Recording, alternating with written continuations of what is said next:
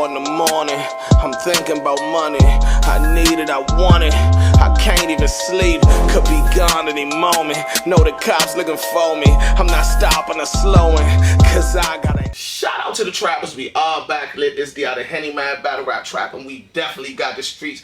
If y'all don't remember this type of feel, this is them sit down talk everythings, man. And we got a very, very special guest for the reboot of these sit down talk everythings. You know what I mean? I landed in Maryland last week.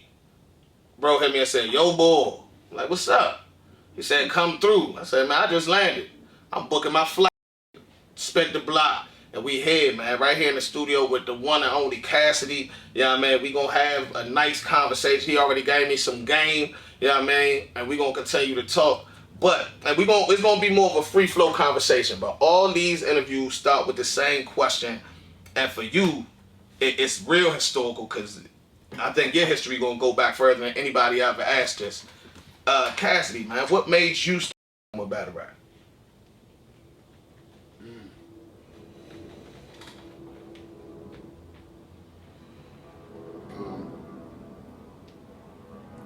When I first started rapping, I wasn't necessarily battling, but I was always competitive. Like I always wanted to be the best. Mm-hmm. That was the reason why I first started rapping. You know what I'm saying? I know I probably told this story before on different platforms, but not on this one. So I'll let you know it again. I was like in the 4th grade, after school program about fire prevention. Mm-hmm. And you know, the teacher that's like, you know, directing the class or whatever, like we was wilding out. That's the reason why we was in the after school program, to have fun, wild out, talk. Yeah. It wasn't really no work or nothing. It just was like a time to just gather up and wild out. Yeah. So that's what we was doing. So the teacher like, hold up, everybody calm down. And she started going around like, what's your name? What you want to be when you grow up? Mm-hmm. She asked somebody that, and they like, I'm such and such. I want to be a doctor. Then go to the next person. I'm such and such. I want to be a lawyer. Yeah. And go to the I'm such and such. I want to be a fireman. Yeah. And shit like the basic. The typical Joe, yeah. So I'm like, man, yo, this shit corny. Why they keep saying that shit down? They know, like, why they giving them generic ass answers? So when she got to me, she like, what's your name? I'm like, my name's Barry, and I'm gonna be a rapper. And she like, a rapper? I'm like, yeah, I'm gonna be a rapper. Yeah. She like, and everybody like, oh, and everybody went crazy because I said something different and all that. So she spent it on me though. Like, yo, all right, well, if you're gonna be a rapper, then write a rap about the fire prevention program and come tomorrow and say it to us, and we'll let you know if you could be a rapper or not, right? Put me on the spot. They like, yeah, hey, everybody all hype and shit. So I'm like, yo, that's crazy. So I'm like, all right, like that. So I ain't let her in. I said, all right. So that shit was on my mind the whole program after I leave. Yeah. Now I gotta write this rap about fire prevention. Right. This is my first time writing a rap for real. Like, you know what I'm saying? And you know, my godmom boyfriend, you know what I mean, he kind of gave me some advice. He like super older than me, like, you know what I mean? So he gave me some advice because he was rapping at the time too. That's when I wrote my first rap. So I came to the fire prevention program the next day and I said it, and the kids went crazy. Teacher responded crazy. Everybody was going crazy. Like, yo, that's crazy. How you thought of that? How you wrote that? Everybody asking me all these questions. You had punchlines in there already? So I'm thinking like, how the hell was I able to impress all of these people with just thinking of something, writing it down, and saying it? Yeah. Like, it ain't matter what I had on, you know what I'm saying, how I look, or none of that shit mattered. I just was able to think of something, write it down, put it on paper, say it, and impress all of them people. Mm-hmm. So from that point on, I'm like, yo, I want to be a rapper. And I want to be the best. Like, I want to figure out the best way to do what I just did. So you spit some fire shit about fire prevention. Yeah, I gave you that story to kind of let you know the reason why I started, and I always been on some competitive shit. Yeah. So, you know what I mean? I used to always have like little, what wasn't considered real battles, just competitive ciphers and shit like that with niggas. man. You know what I mean? Which probably was considered battles, and that was early. But when I first started battling and calculating it and like really knowing that it's battle rap, you know what I'm saying? It's like when I was a teenager. Yeah. Like, you know what I'm saying? When I really started rapping and writing all the time and like, you know what I'm saying? That's when I really started counting these battles and counting them as battles. Yeah. Cause they was actually, I'm like saying it's a battle. Like I know it's a battle now. I already laid the foundation to what a battle is. Yeah. Like, These on the block or what? Yeah, well, my first battles was on the block, in neighborhoods, different places, like, you know what I mean? And then when I turned, I think I was like 15, my manager was, rest in peace, William Hart, the lead singer of the Delphonics. Okay. It's like a big singing group from Right, Philly. yeah. They got super hits. But that was my manager. He put me on and gave me a lot of game. Well, one of his sons worked for the radio station in Philly. It was the Beatz station, 103.9 at the time. Mm-hmm. He told me about this competition that they was having where niggas call up and battle and rap and all that. Yeah. And I was already on that type time, like battling, competitive, but it wasn't really nothing going on. Yeah. You know what I'm saying? So he told me about that, and I tapped in. I checked it out, and then I called the next day. You know what I mean? And I kept calling, the shit was busy. That's when radio, you call the radio, that shit just stay busy. Yeah. So eventually it started ringing, but it just kept ringing for the longest period of time. They just wasn't picking up. It just kept ringing. And eventually they picked up and they like, 103.9, who this? And they said it so quick and I was so shocked. They picked up and like, yo, the Bull B. The Bull B, yeah. I know. I remember them. I remember hearing some of them jokes on the internet and shit. I remember, yeah. So that's how I got that name, the Bull B. They recorded that and they put it up. The night we got the Bull B. So when you were saying the Bull B, it was just a immediate reaction because they said it so fast. Yeah, my name.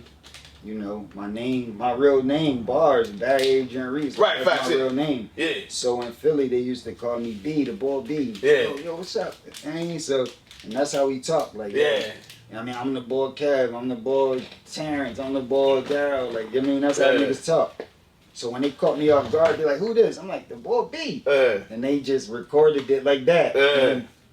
But that wasn't my rap name at the time. Right, you know what I'm saying? That's just what niggas called me in the street. So that's how that started. And I started battling on the radio every day. It was every weekday. It wasn't on the weekend, but it was like 5 days a week. Yeah. So I started doing that for like 5 days. You was battling every night on the radio? Mm-hmm. God damn. And these was this when to stay on? And the thing about that is, once you win and you the champion, everybody that's calling now know that they about to battle you. Right. But you don't know none of the people that you about to battle. So they already had shit for you. Yeah, some people did, or shit to say about how they gonna win and come at me, or shit that they could do to try to take the crowd. Mm-hmm. Like, you know what I'm saying? And you don't know none of these people when you're going against multiple people. So, you know what I mean? That's what really got me prepared to really battle. Yeah. But that was on the radio, and it's back in the day, but for social media and all that. So everybody knew my voice. Even big artists like, you know, like Eve, Beanie, like all the big artists that was out, like was listening to that. This like had the show on Smash. The ratings was through the roof. Yeah. Like, you know what I mean? So everybody knew my voice and the Bull B and that style, but nobody knew how I looked. Yeah. So I'm like, damn, like they gotta match me, the image, me who I am with this nigga that's on the radio. So that's when I start going around battling. Heavy, you know what I mean, in the streets. Actually, like not on the radio, but actually in the streets. That's when I went on the battle spree to make it come together. Yeah, did you used to go by B Cassidy at first? Yeah, that's my name, B Cassidy. You know what I'm saying? Cassidy was my last name. Okay. It was, I mean, B. Cassidy, B. Cass is B. Cass, known for the chrome and the ski mask. I'm so dope, I should get thrown in the rehab. Yeah. You know what I mean? But in this industry, that shit was too long, so it went from B. Cassidy to B. Cass, and then it just went to Cass. Cass, yeah. And you know what I mean? I just became Cassidy. It wasn't, the B just dropped off. Yeah. But who kind of pointed you in that direction? Not to get off the story. I just, want to know that real quick. Nah, it wasn't a no direction. It just happened like that. You know what I'm saying? Like after time, it just happened like that. You know, people don't like to say long shit. Like they like to shorten shit up. Nah, that's a fact. So Yeah. trying to say B Cass or B dot Cass or trying to say B dot Cassidy or B Cassidy is like a lot. Yeah, facts. So niggas just, you know what I mean, just start calling me Cass. And that just stuck. And on the records, you know what I mean, that became my name. Nah, I think I was more B Cassidy when I first signed the Rough Riders. When I was like first coming around, that's when I was B Cassidy. When I was signed the Rough Riders in the group, Larson. That's probably why I know, because I was crazy about the Rough. Yeah, I mean, of course, I wanted to ask about that. How did you even, you know, work your way up to get there? You know what I mean?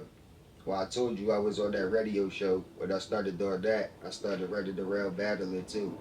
So everybody that knew or cared about rap knew about me because I was running around everywhere rapping. Mm-hmm.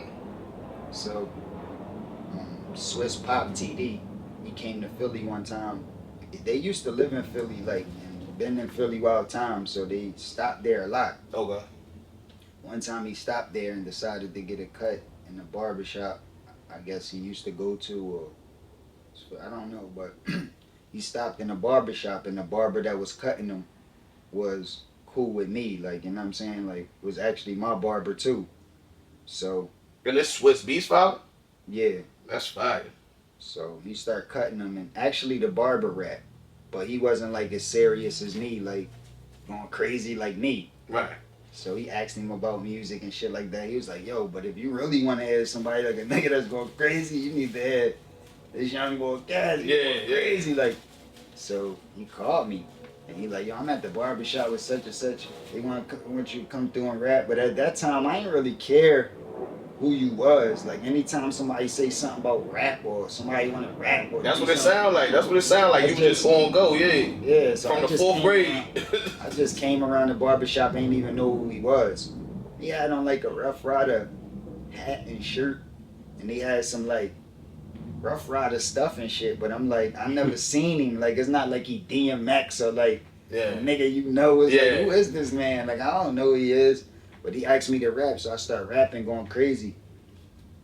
And he's like, let me hear some more. After he said that, I went crazy for probably like a half an hour, 45 minutes, just rapping, going crazy. It shut the whole barbershop down. And he was super impressed, so we exchanged information.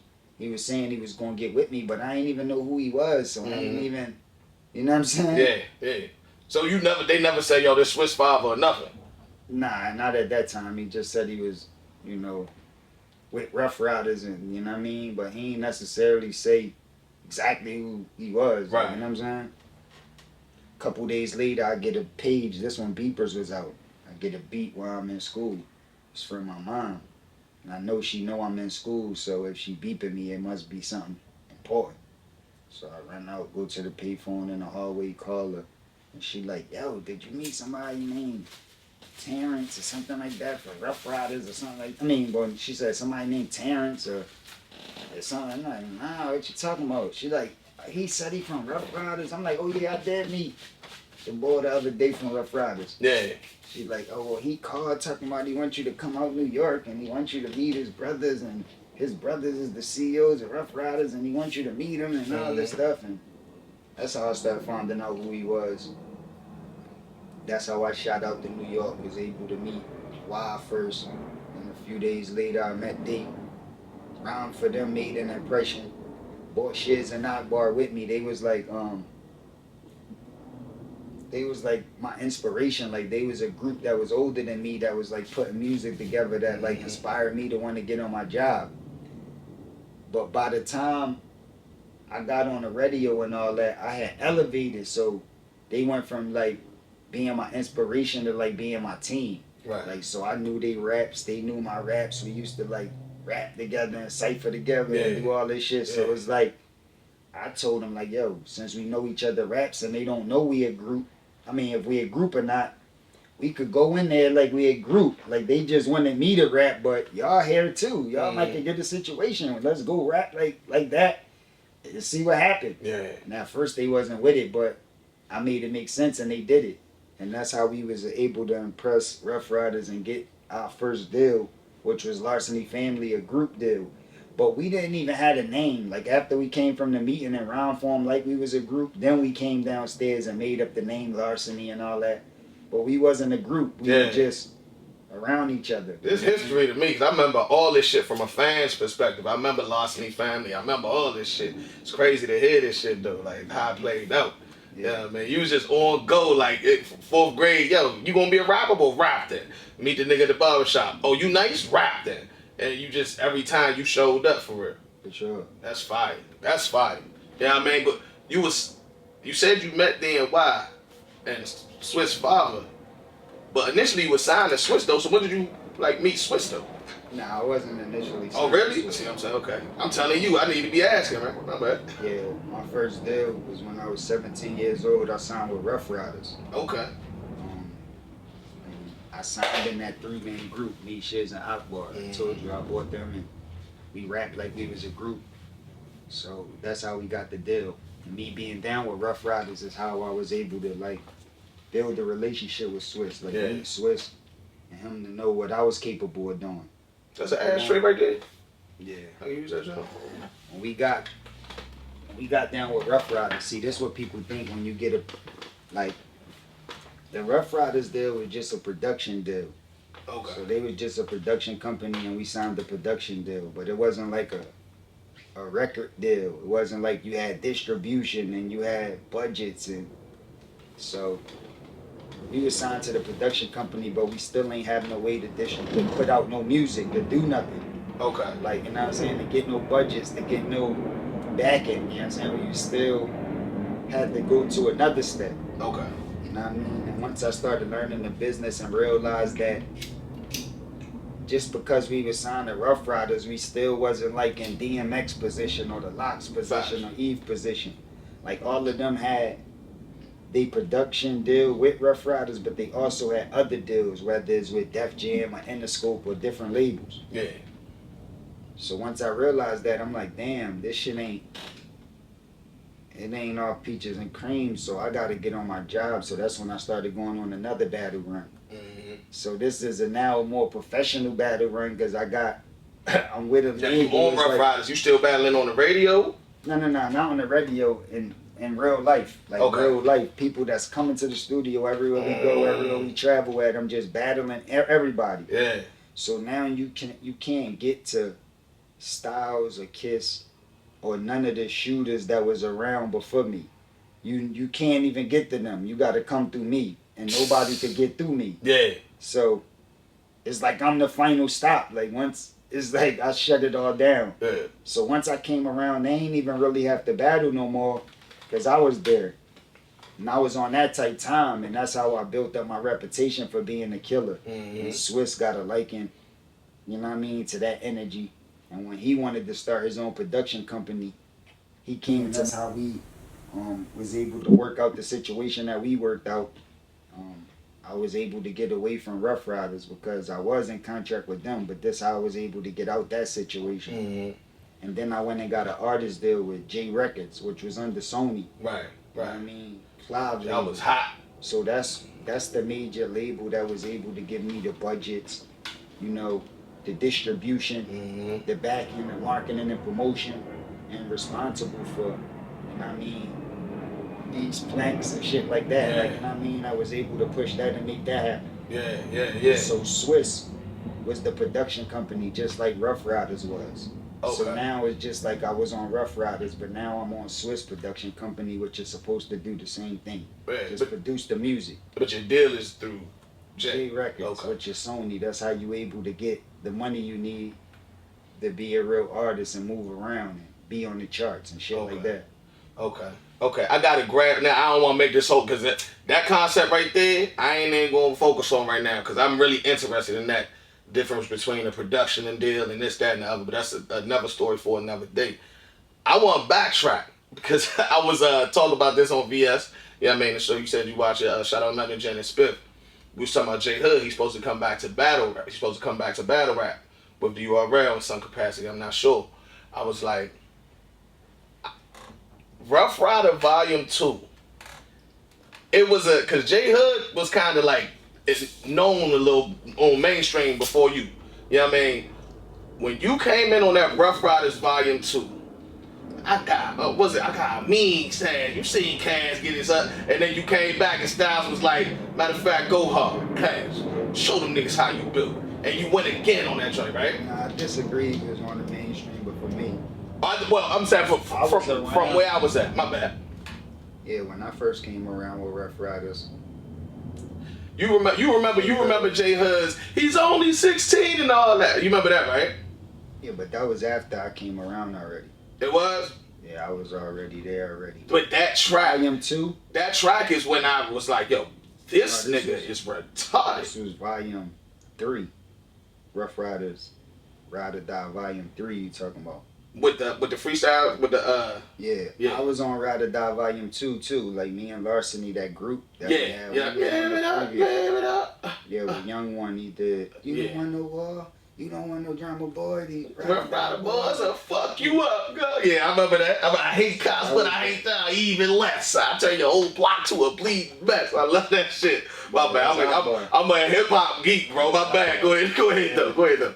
Shout out to Up Boy. Hell yeah. But yeah, we did that one. That was the previous compilation, and then the next compilation was the one that you talking about. J Hood was on. Mm-hmm. But you see, like I was like more locked in. That's why I went last, and then Styles asked me to go again, and then I went again. You know what I'm saying? Because it's like it was really like my time. Like I was like, you know what I mean? That's what I was trying to say. It felt like right then it was like, all right, this nigga's past everybody who's doing it on the street level. And a lot of niggas got buzz, but this nigga's a star. This was just the first opportunity to put it out to the world. Like this was the first opportunity for y'all to hear what was going on. Yeah. But everybody that was behind the scenes knew how it went all the time. They knew what I was doing. Like I was doing that to niggas all of the time.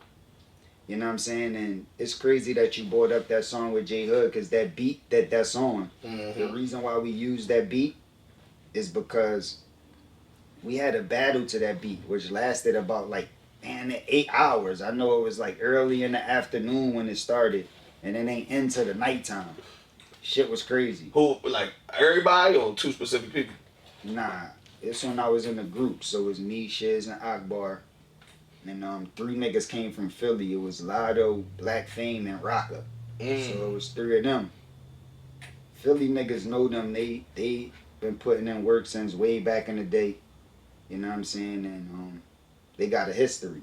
You know what I mean? But they came up, you know what I'm saying, to the studio. This before we really had a relationship. Yeah. You know what I mean? And the battle started. So it's 3 of us against 3 of them. So this is why it took so long. Because there's like one person from our side rap, and one person from their side rap, and one person from our side rap, and one person from their side rap. Yeah. And this back in the day when niggas used to have full clips, and artists ain't really have a clip like them. Like they was really like locked in. Like you know what I'm saying? Sort of like how we was. Yeah. Like they was super locked in and had their clip full and remembered and could say the shit, and they was like locked in. So the shit was going back and forth for a long time, hours and hours and hours. Then eventually it got so crazy to where like one person on their side would drop out. Like, you know what I'm saying? Then, like, you know what I mean? Maybe it's like the nigga Rocka or whatever, you know what I'm saying? And then Shiz drop out.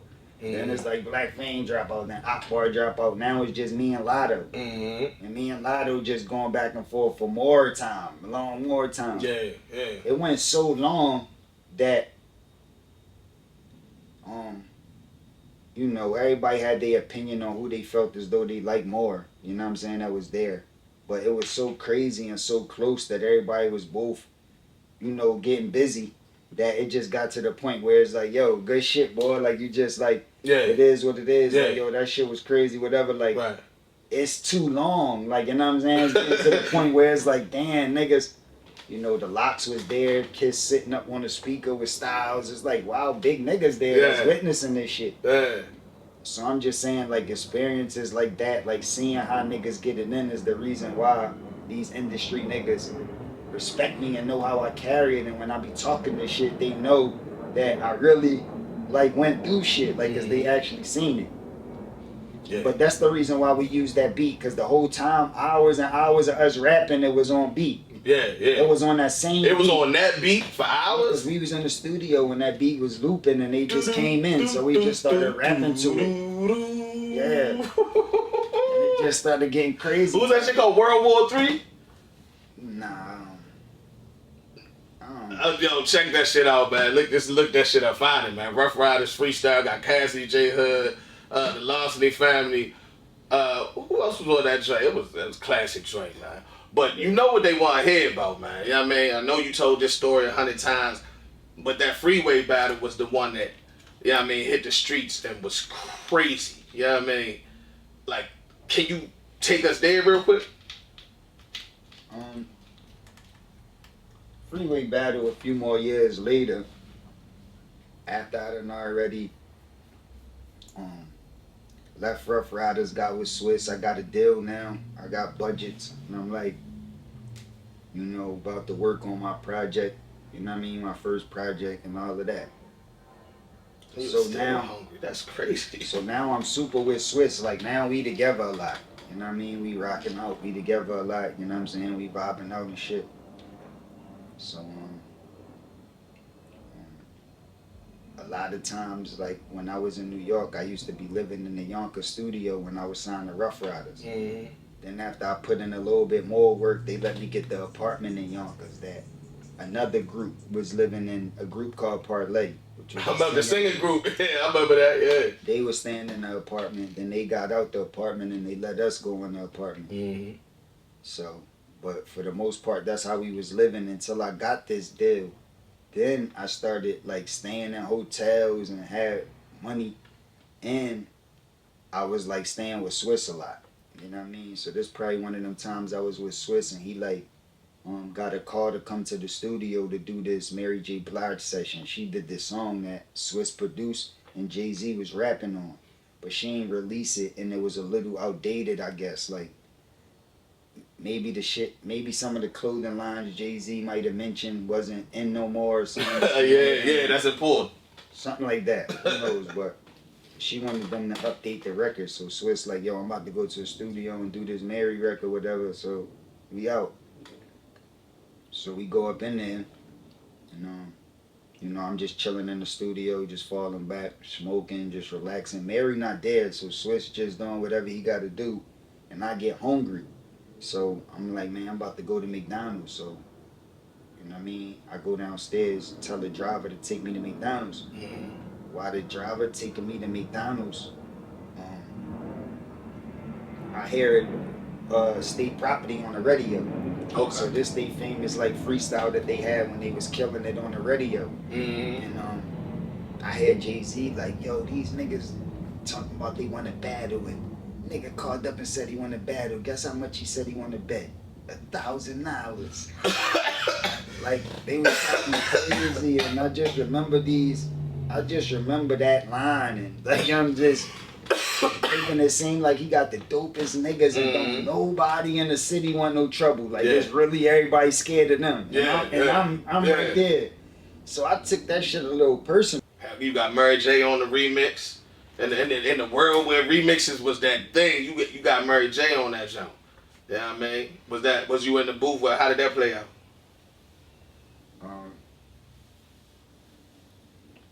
Mary a legend, you know what I mean? Facts, She's super cool with Swizz. She used to be showing me love. I used to talk to her a lot, like, you know what I mean, on the phone and shit. So I think one time it was that, and the record already huge, you know what I'm saying? It's already like going crazy. So I'm thinking like, yo, you know what I mean? I need Mary on the remix. Right. Mary, what if you got on the remix and all this? So that's how we put it together. That definitely was a historical record. Even Mary be coming out to her concerts playing it. I never got to perform it with her or nothing like that. But that record it mean a lot for hip hop. You know what I'm saying? It's like it's edged in stone for that time period. Yeah. You really got some classic hip hop records and a phenomenal street battle record. I was wondering which one like mean more to you. like that mainstream success or your name in the streets as far as not to be fucked with for decades?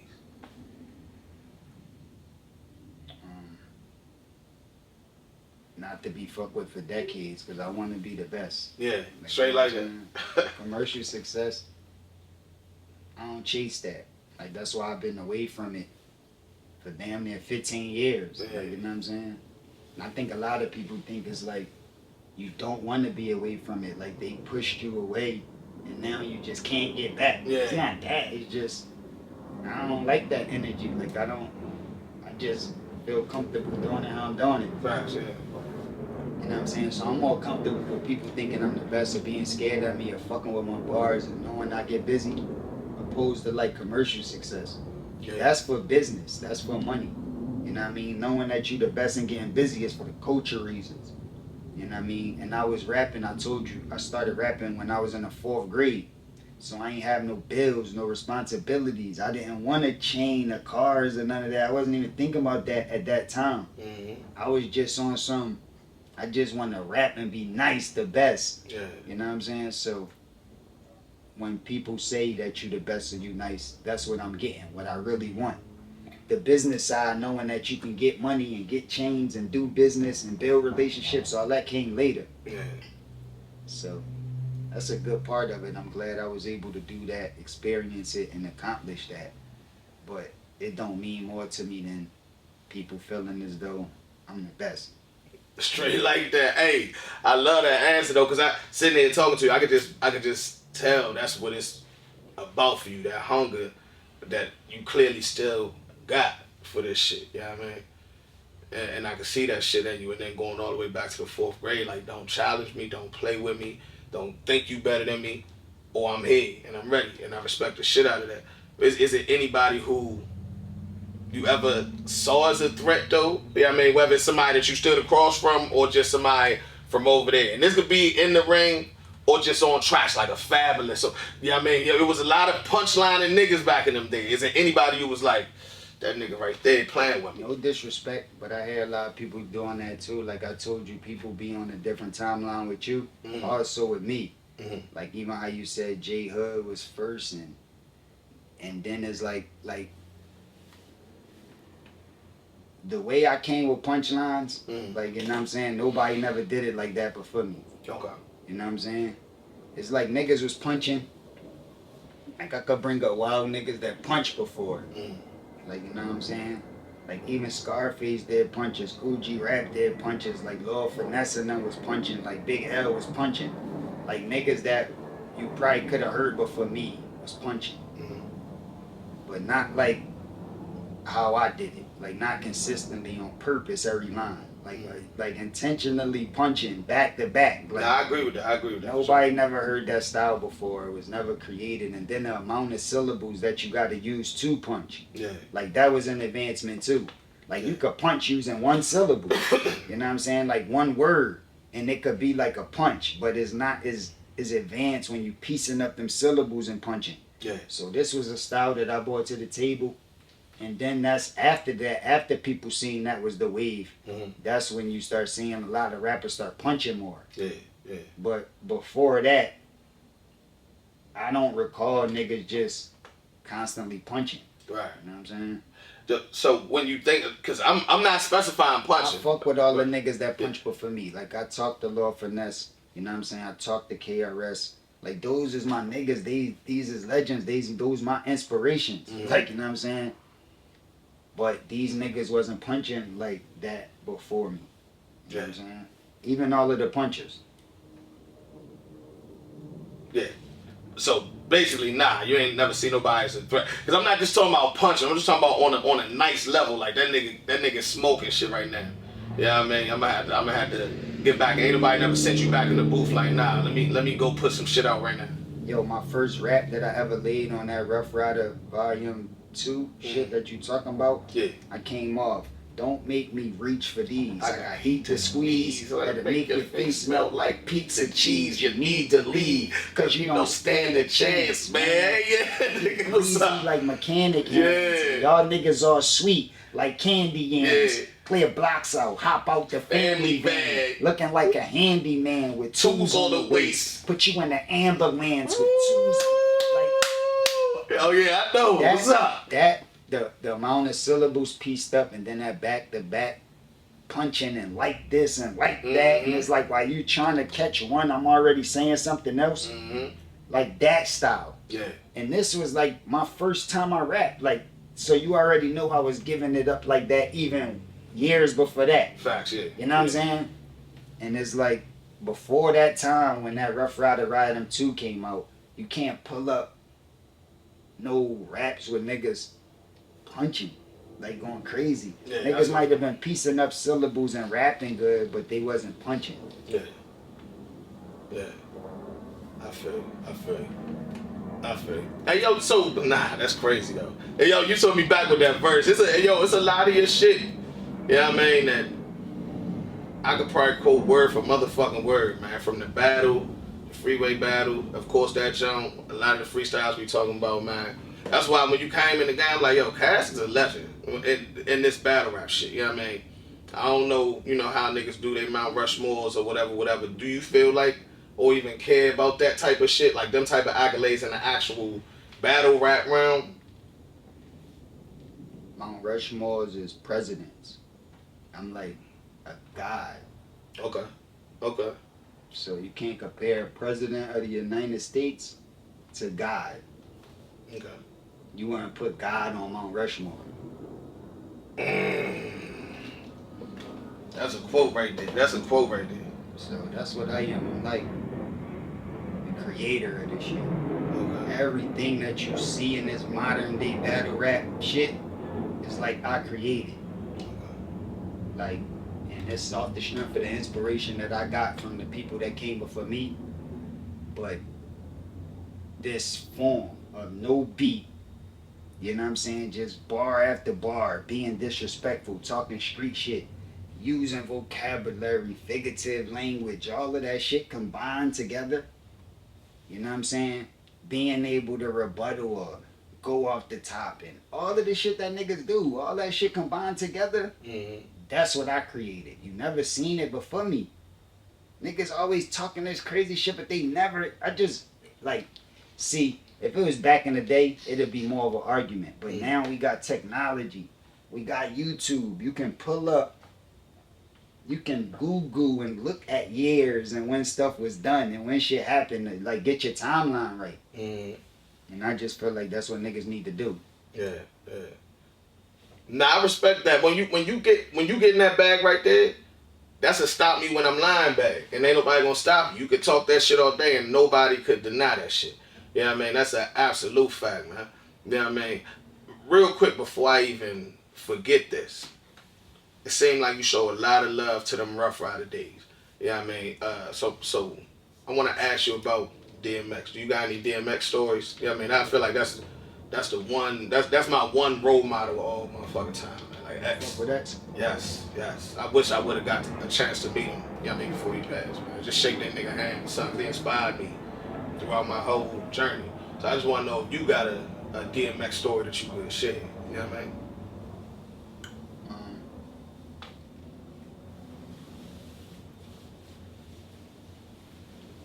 I mean, X was an inspiration to me too. Like when I got with Rough Riders, he was the biggest thing over there. So, he was like the foundation of that whole shit. So when I came around, he was really like moving around more than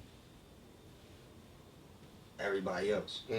So, out of all of the artists, I seen X the least. Okay. Like probably him and Eve. I seen Eve more than X. Yeah. But like I would really like be in Yonkers studio. I see the locks in them all of the time. Like it's times I would see them like damn near every day. Like they'll be in Yonkers. I go to their block, kiss like, yo, give them some weed. Getting niggas to give me some weed or I mean, looking out for me every day, like, you know what I'm saying? I used to see them all the time. Drag used to come to the studio all the time. Drag dash on, yeah. You know what I'm saying? So I used to see them more. X was like more spaced out when you could see him. Yeah. Like, you know what I'm saying? Yeah, facts, yeah. But one of the most memorable times when I went to Arizona to go see X, I was already out Arizona working on, like myself, just out there doing some shit already, and he lived out there. So we got in contact with him. He told us to pull up, and I had Dr. Ben with me. And Dr. Ben is a legend, Dr. Ben Shavers, and he was in the movie Belly with him. I recognize that name. Is that like he kind of light skinned dude? Yeah. Yeah, I think I know you somehow. So he was actually in the movie Belly, you know, preaching to him in the movie. But in real life, he in that bag, like, you know what I'm saying? So I took him, you know what I mean, with me to X house. We went out there. X was showing me around, showing me all this four-wheeler, showing me his house, niggas shooting pool, smoking, wilding. It was like, you know what I mean, a dope-ass vibe and shit like that. And you know what I mean, for Ben Shavers that was in the movie with him, you know what I mean, to go over there, they to reunite, it'd be a vibe, and you know what I'm saying, there was a lot of shit happened that, you know what I mean, but it was just a dope moment. Yeah. And then while we leaving, what I can remember is X jump on a four-wheeler to lead us off the property, like to the main road. Yeah. So we in the car behind him, he in the four-wheeler with the lights, and he driving in the front. Then all of a sudden, he in the front, and he turned around, and now the lights facing us. Oh, hell And we like, what's up?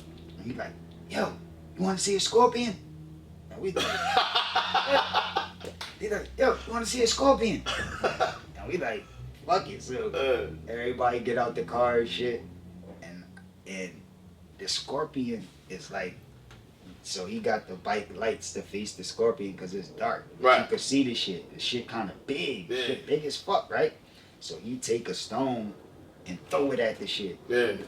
Shit hit him in his back and like split the tail from the body. Yeah. And then X grabbed the end of the tail and pick it up, and there's like poison like dripping off the shit. He like, look at this shit. I'm just like, I'm like, yo, first of all, the way the shit looks so big and poisonous, I'm not even touching it. I don't even understand what part to touch. I'm not even touching it. Is this just because it's in Arizona, so they just be out there? Like, what was that? It's a lot of scorpions. They tell you even gotta bang your shoes out before you put them on sometimes. They're getting your shoes, and to be the little ones, they'll sting you, fuck you up. But this was a big one outside. Like, the nigga hit the shit with a rock, and I remember him picking up the big ass tail with poison dripping. He like, look. Yeah. And I'm just like, yo, this nigga crazy. Nah, that's like one of the memorable X moments that I had. Like, that whole day, like, I spent with him and fucking with him, and then that end with the scorpion. I'm like, yo, that was crazy. Yeah. Nah, that's a good story because it sounded like, you know what I mean, that's when the nigga was like at his happiest. You know what I mean? Hey, you know, all the times I see people tell stories about X when he was in Arizona, it seemed like that's when he was at his happiest. When you see his interviews from out there, it's like the nigga always smiling. I was gonna ask you, like, when I'm hearing right now your story, it seemed like almost like your beginning Rough Rider days is when you was like at your happiest with this shit. Would that be accurate, or is it other times? Nah, I'm my happiest right now. Right now? Yeah. Okay. I'm more mature, more developed, in the best place. My personal life and just outside of that. So I'm my happiest right now. You know what I mean? Ain't nothing wrong with that. When I was with Rough Riders, I was my most confused. I signed with Rough Riders when I was 17. You know what I'm saying? I was a kid, and I was like when I was in the city, like my old heads, like my older brother, like, I mean, the niggas that raised me, that brought me up, like, they held a lot of weight, like, you know what I'm saying? So I just came up like a certain type of way in the city. So to go from that to just the industry, and it's just like you just in it, it was like a lot of like knowing shit, but still a lot of confusion and not happy with how you thought it was. Just like the way people envision the industry, you think you just make a record, they just put it out and you get rich, and it's just like the way people think this shit is nothing like that. So like when you realize like what this shit really is, that shit had me like a little confused and trying to figure out a lot. So I was my most confused when I was with Rough Riders, and probably my most angry. That's why they called me the problem. Before I got the hustler name, I was the problem. Right. And the reason why I was the problem, because this kid is a problem. I always got questions. So that was a real, that moniker was real life. Yeah. First of all, I'm a problem with this battle rap shit. When niggas come around, I don't put up with shit. Yeah, that's how I took it back then. Like, yeah, this yeah, but nah, he's just a problem, period. Like, this kid, he don't, like, I don't want to, it's just like I'm just a problem. I'm just not like the rest of the artists that just listen and just go with the shit. I'm just like, I'm always making a problem. You know what I'm saying? Yeah. So it's like, I think I was like my most unhappy when I was with Rough Riders. Okay. You know what I mean? Yeah. I was like happy to be in the mix and around shit, but at the same time, if you don't believe in yourself, that's when you might be the happiest. But I had so much confidence in myself and believed that I was that nigga that just my predicament was like kind of affecting me from taking advantage of like just enjoying yourself, because I'm so focused on what's real, and this shit is real. Somebody got to focus on this shit, or else we're gonna just be in a predicament. So what would this cast tell that cast then?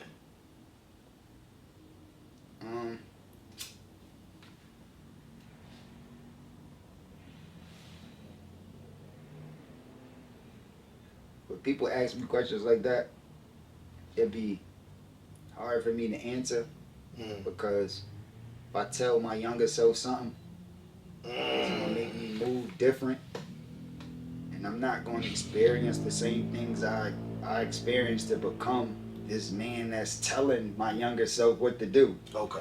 So like, I don't think I would just, I don't regret nothing. Like, I don't want to change my movie. Like, I got a part to play in writing it from this point on, and then acting out how I gotta act it out to make the movie interesting. But I don't want to rewrite the part of the movie that people already watched. Yeah. I like that. Like, if it's like a series or something, just say it's not a movie, just say it's a series, and they already watched 3 episodes already. I don't want to go back and change them 3 episodes. I might take in consideration what people think or what I did in them previous episodes to determine what I'm going to do in these next episodes that y'all see. I like that. But I ain't trying to change the past, because I wouldn't have became who I am. And who knows that domino effect? What if I change this, then I don't meet my wife, then I don't have my oldest son, then I don't have my youngest son, then I don't have this, and I don't... That's It's deep. like so much that could possibly happen. You know what I mean? You don't do this and you meet this nigga, and then this nigga is even shysteier than the shiesty niggas you was around, and then you get killed earlier in your life. So you tell your younger person something else to think make him better, but then that shit getting killed earlier before he even reached the age that you is now to tell him something. Like, So what do you tell somebody who reminds you of you at that age? Or do you let them find out for itself?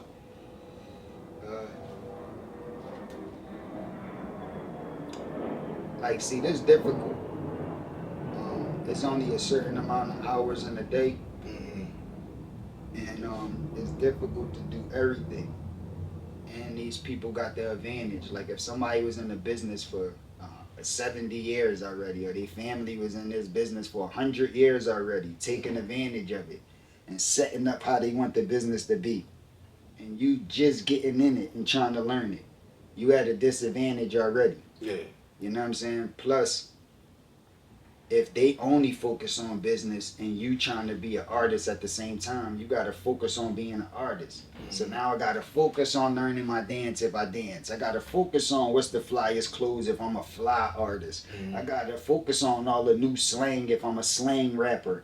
I got to focus on the bars if I'm a bar rapper. I got to focus on all of these new flows and what's the new beat per minute playing everywhere if I'm a flow and style rapper. Right. I got to stay on top of whatever I got to stay on top of to be doing what I'm doing. So I can't focus on that and focus on learning the business to be competing with these motherfuckers that's been holding the business down for 100 years. Yeah. It's like I'm never going to be able to do both. Yeah. Especially at the time that they sign people. That's why they always like kids. That's why when you act, yo, I got a hot artist. How old is he? Yeah. I got this girl. She fire. She from such and such. How old is she? Straight They up. always want to know. They want them to be young. You know what I'm saying? Because that's when you like going to be the least Oh, informed. shit, That's my when bad. you're going to be the least informed, and they could take advantage of it over you when you're young. So that's why they want to sign a young nigga. You get older, you got more information, you done learn more, you done experience more, so you could, you know, ask for different shit. Facts, yeah, nah, yeah. But yeah, I think I was my most unhappiest with Rough Riders, and I'm my happiest now. Yo, you know what I wanted to ask you? Like, I don't think I tell my younger self that, but the young people that you said a younger version of myself, I just tell them, learn as much as the business as possible. You know what I mean? And be willing to dedicate a lot of time. Mm. Like I told niggas, like I got signed in 9-9 and it's about to be 22-3. You see how much time it's taking. Like it's a lot of time and a lot of hard work every day. So you got to be willing to put that in. It might not require that. Right. Nah,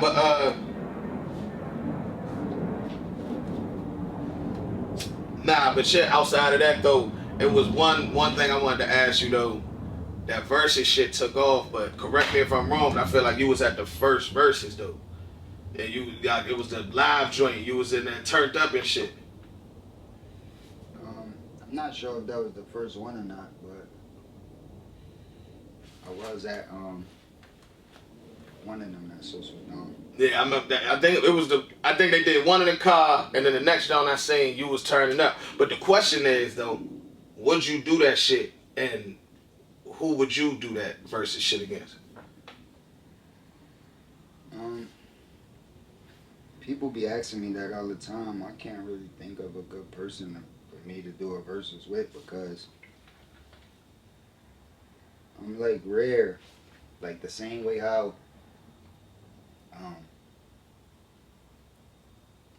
Jadakiss was able to have an advantage in all of the Versuz he did because he was in the pit. Like he come from that competitive nature environment, like, and I'm like super from that. So that same energy like Kiss give off is going to be like similar to the energy I give off. Like I'm super competitive. Yeah. Like, you know what I'm saying? So more than Versuz, it's more than just songs to you. And on top of like me being able to do what Kiss did, like, you know what I'm saying, with like rapping, just getting busy, like I also got records. Like, you know what I mean? So you might could find somebody that could potentially that you think could get busy with me, like in battle rap way. Like just lyrically or just like that. You might think he stand a chance. But he don't got no records, not even one. You know what I'm saying? Then you might find a dude that got some crazy ass records, but don't stand a chance when I start spitting at him. Like when I start letting them bars go, I start dishing, and I start talking to him on that stage, he don't stand a chance. So it's like, who can you find that could do both of them? Banks? I don't know, man. I never really seen Banks get busy live. I know he rap with punches and like do that style on a beat. I never really seen him do it like. You think he got the joints though? Like the tracks? I mean, I don't think he got the tracks or the other shit that's gonna be required to win against me. I mean, that's a good. You know what I mean? He got a lot of big records, you know what I'm saying? He had that 50 run, so he got a chance with that, like, you know what I mean? On that type time.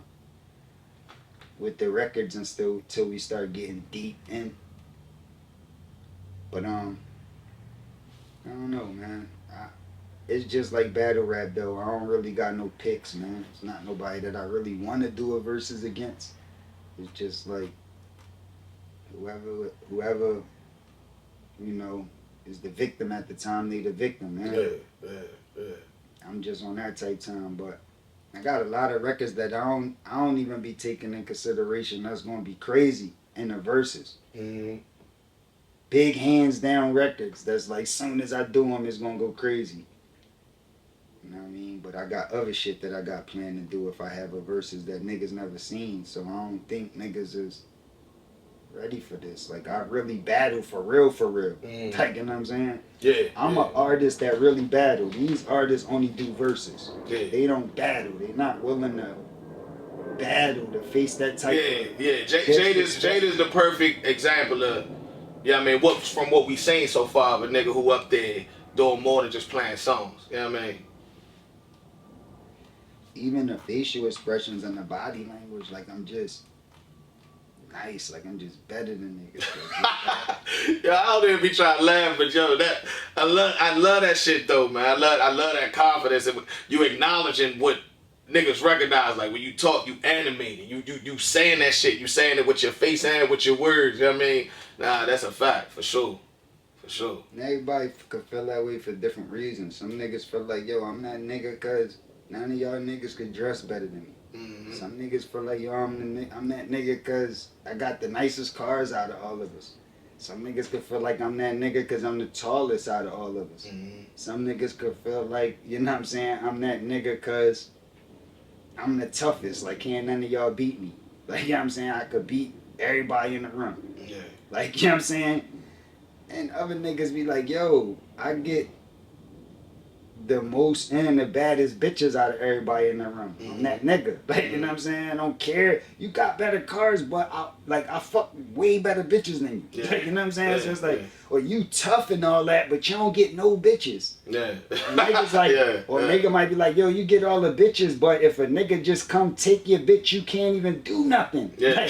Like, you know what I'm saying? So, nah, you about to be your Arsenal face off right now. So it's like, it's an argument. Like, everybody could feel like they the best or they that nigga for their own reason. Yeah. But it's like one thing when I feel like I'm that nigga because of rap. Yeah. Like, I'm the nicest. Like, not because of none of that other shit. I'm just the nicest. I could rap better than you. Like, that is a different feeling. Yeah. And when you really can rap better than niggas and you let them know, it hit them different. Yeah. That shit ain't... Niggas don't like you to just be able to rap better than them. They want to be able to be the best too. Yo, it's crazy because you said you at your happiest right now, but the last couple years, you know, from where I sit, of course, as a battle rap fan, your main name floating around has been from in the ring activity. Is it because you back in the ring, back doing what you really love, that you at your happiest right now? What you mean? Like you back in there, you back in your element of battle rapping, of showing right now, standing in front of a nigga that you the best, and it's actually something that you could do and get paid a lot of money now as opposed to back in the day. You know what I mean? So you said you at your happiest right now. You know what I'm saying? I know you meant mentally, life-wise and all that, but does it also help that you can get back in your element at any given time? You know what I mean? You got a couple new age battles under your belt. Does that... Nah, that was all a plan. Like with battle rap, I only had a little bit of them and I ain't even really rap yet. I ain't even really do my real style. I ain't really been punching. I ain't really been trying to prove that I'm better than niggas.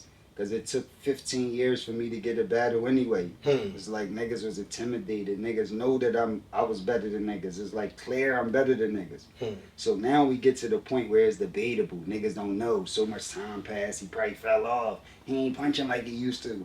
So it's like I just wanted to run with that narrative. It's strategic. Like, you know what I'm saying? I'm going to do enough to prove that these niggas can't beat me. I'm going to beat them.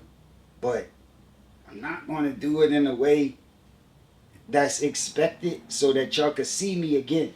Yeah. You know what I'm saying? Because if I would have came out and just did the most advanced of science is disaster, I would have never got no more battles again. It would have been over. Yeah. And I could have never felt young again, to get hungry, to get excited about rapping again, to get back in my zone, like how I used to be. I would have never been able to jump in that bag if I would have just came back and it would have been over. Right. So it's strategic. It's like I want to give niggas enough times to try to do this and try to do that, and then it don't work, and then I go crazy. So I was planning on doing it on Free, but, you know, that might not go according to plan. It might be something else but for him. But if it's another name before Free, then I'm going to just take it out on whatever name that is. Is that still URL? Nah, my next battle not set up. I'm just saying the free battle is not going down. Like, or if it's going down, it's not going down anytime soon. Or I see what you're saying. So I'm about to, you know, figure out something else. I'm definitely gonna do something else in between time. Like, I can't just be. But my dog Stead say he was thinking about trying to get you on that Philly card. Yeah, but for like a 1 round or something.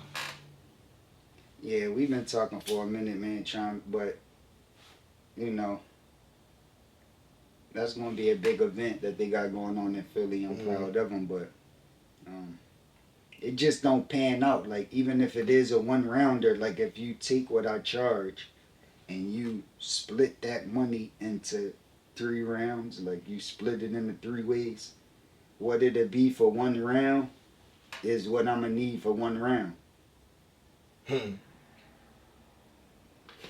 So it's just my number split in 3, and I might think about taking it. Yeah.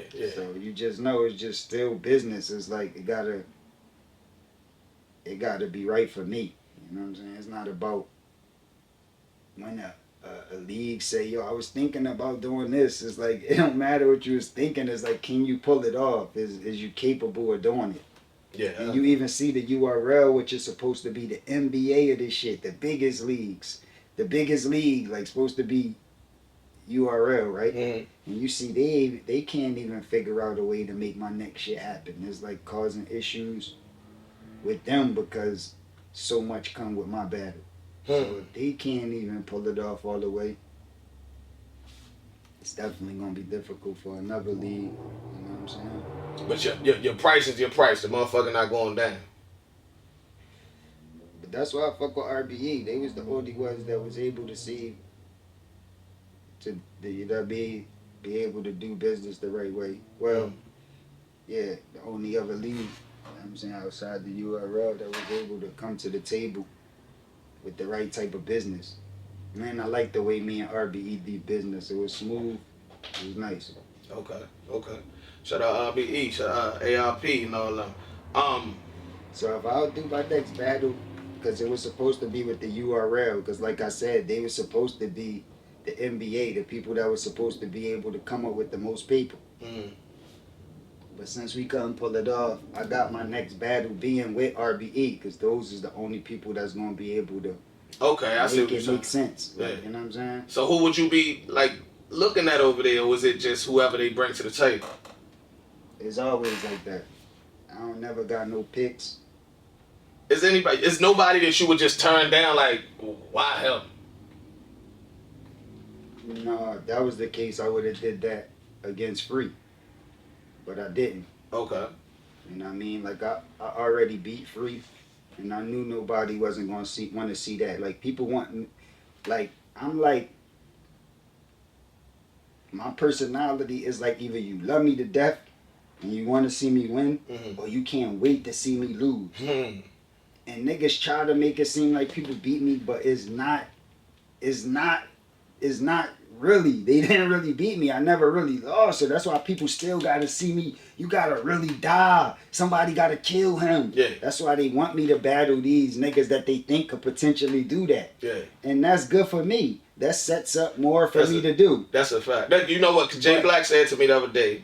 We was talking about, he said, Hitman, before y'all battle, promised niggas wasn't gonna want to see Cassidy rap no more. And the fact that didn't even happen. Then he retired after our battle. He said, like, niggas ain't know that he retired after our battle. It just ain't say he just lost. He actually retired and said he was never rapping again. Who, him and Holiday? Yeah.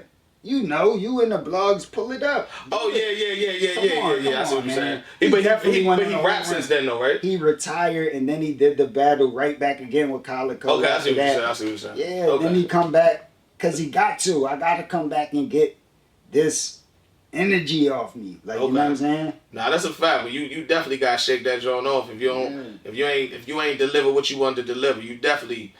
If you a real competitor, you definitely want to get back in that ring. Rap really against Hitman, bro. That's what I'm telling niggas. Like, I ain't even really punch his head off. All I did was just talk to that man. I just told stories, shit that happened, talked to him. Where was I? I didn't even punch. I didn't even do nothing, and I still beat these niggas, man. So imagine when I go out there and I'm really rapping. Like I'm really going crazy. No, Hitman is like the biggest, one of the biggest niggas. These niggas that I'm facing is like Mount Rushmore, arguably. Niggas gonna talk about Mount Rushmore. I came right in. My first battle, I battled last when everybody tired. It's the most people that anybody ever seen in battle rap. Every time I battle, in battle rap, they never seen this many that people. Goods event, it was crazy. They never seen as many people come out before for none of these leagues ever. It's like I did that. Sold the most pay-per-views. Like I bring the most, you know what I'm saying? And, you know, it's like Hitman's supposed to be one of the best, but I just came right out and just started battling whoever they pick. I don't got no picks. Like imagine if I wanted to have picks. Like I could just know like, oh, I want to battle him and I pick and I just did that. Like I would never lose. Like I'm still not gonna lose. So this will prove I'm better. Y'all could pick them. I don't even care. And I'm still gonna do what I do. And I'm not even really rapping. I'm just talking to niggas and still winning. So my next battle, when I really start like really going crazy on these niggas, man, it's about to get ugly. But I guess I made a little bit of a history so niggas could think they stand a chance so more could get booked. But that's my plan, man. Each time I'm going to go out there and let out a little bit more. I'm going to keep elevating and letting a little bit more out and showing niggas that I'm the best, man. Niggas can't fuck with me. So every time, like, these niggas get worse and fall off, like, you might have heard them they best, like, years ago, and you wish that they get back to like that. Nah, with me, it's going to be every time you see me, I'm going to get better. Because I'm still, like, technically like a rookie. I only have 4 battles. Nobody in the world that had only 4 battles, niggas even know their name. Yeah. You okay, you got the benefit of being Cassidy, though. Nah, that's not a benefit, that's a disadvantage. It's a benefit of being a nobody having 4 battles, because you're going to battle nobodies and you can easily win and put on the show. You battle the top niggas that's been battling as Mount Rushmore for your 4 battles as a main event. You getting the most money, and you not trying to be friends with the culture. You letting niggas know what's wrong, what they doing wrong. You building up negative energy from the beginning and not giving a fuck. And still go out there like that. That's different. That's not easy. That's like a different energy niggas never seen before. And that's why when I do battles, niggas watch. That's why when I do blogs, I'm talking, niggas watch. Because they never seen no energy like this. Niggas be talking, they want to hype themselves up like they me, but they not. They just not, bro. After your battles, it seemed as if I haven't seen it yet. You kind of be cordial with the niggas after. It seemed like you still on that. Like your energy stays the same. Like, yeah, I mean, I said I was better than the nigga. I proved I was better than the nigga. Almost fucked the nigga. You know what I mean? It is what it is. Nah, I fuck with the coach all the way around until you sign a contract to battle me. You can do that. You already like, I don't got no reason to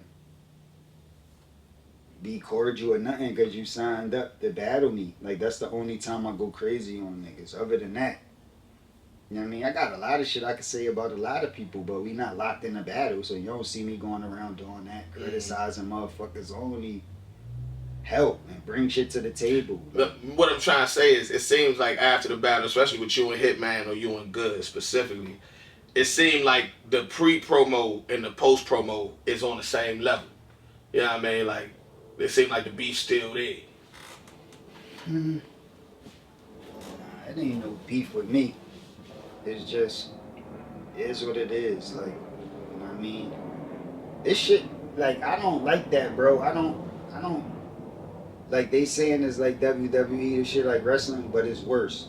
Because at least in wrestling, they hold the character through the whole show. You never see them out of character. You never see, like, your favorite wrestler, like, hugging the other wrestler, acting like they super cool after the fight.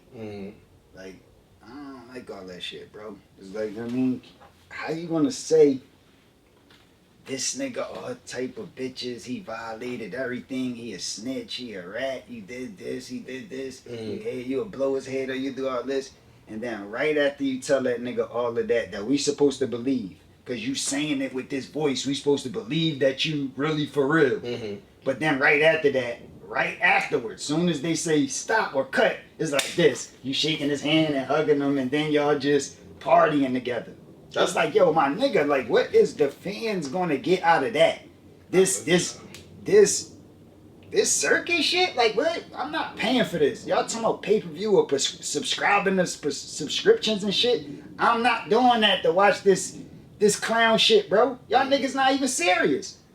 I want niggas to be serious, bro. Like, let's not saying I want nothing to come from it. Like, I just want niggas to be serious. Like, keep it like that, bro. Like, you know what I'm saying? You just keep it the same energy, like, because you want that energy to be real, authentic. That is real with me. That be my real energy. I'm not putting on no show for just that. I'm trying to sell a battle. Like, nah, me, I really do sell a battle because it's me. That's how I really am, bro. I'm really like this.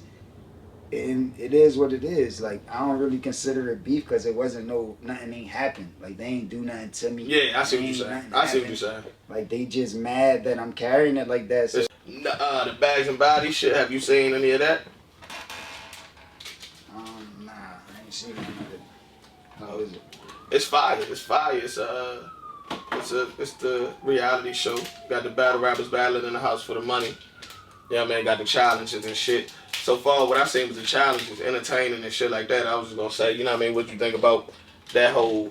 I was gonna ask you a couple topics, yeah, man. I wanna know about the murder, Mook versus Geechee, if you watched that shit like that. I mean, regardless if I seen it or not, wish everybody the best for the bags and body shit, but niggas gonna stop bringing up bags and bodies like I'm not, and not bring me up some type of way like I'm some type of inspiration. Talk to him. To have niggas in the house to bring... I did it with big battle rappers though, Leah. He did it with like more...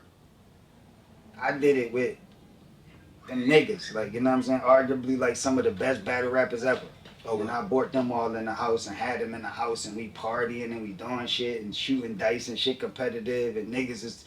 And like a lot of the niggas that was in the house got set up to battle each other after that. If you look at the lineup of battles that they put together after that, all of the niggas that was in my house.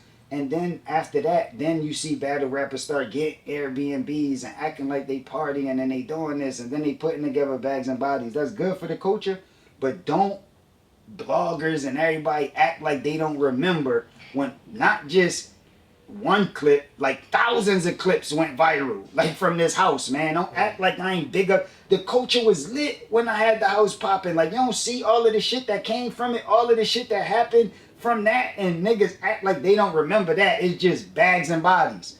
Like, yo, I gotta be some type of inspiration to what's going on. Okay.